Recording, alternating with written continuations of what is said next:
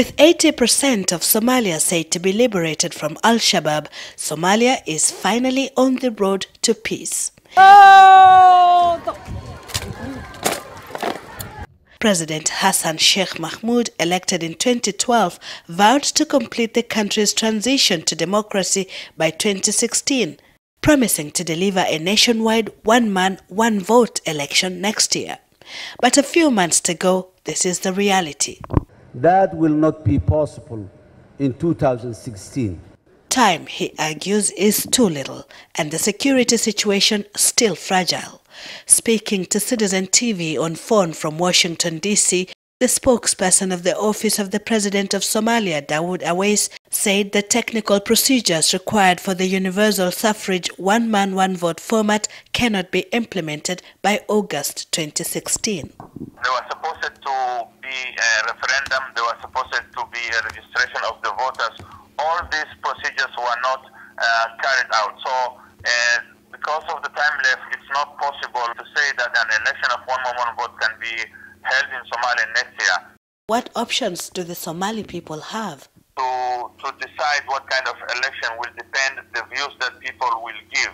Because in 2012 it was elders procedure that had been used to elect the parliament and to elect the president.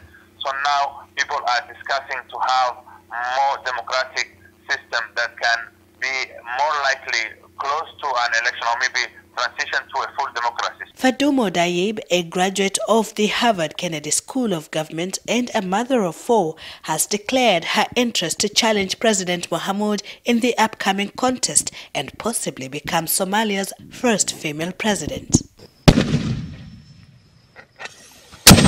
Somalia and Kenya, the two neighboring countries that have suffered the brunt of Al-Shabaab, hope for a peaceful transition and want the international community, particularly the UN Security Council, to take strong and enforceable action in addressing the Al-Shabaab threat.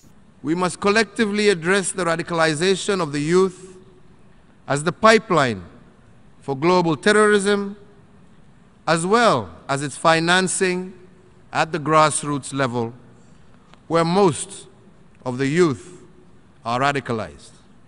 We must remain vigilant in regard to potential for Al-Qaeda to boost Al-Shabaab using the huge influx of refugees from Yemen as a decoy. The UN high-level meeting on Somalia, however, reckoned that it will take more than military power to restore or create sustainable security in Somalia.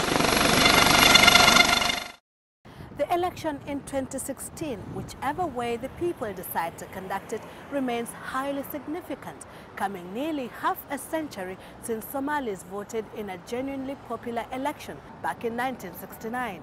Sylvia Chabet, Citizen TV in New York.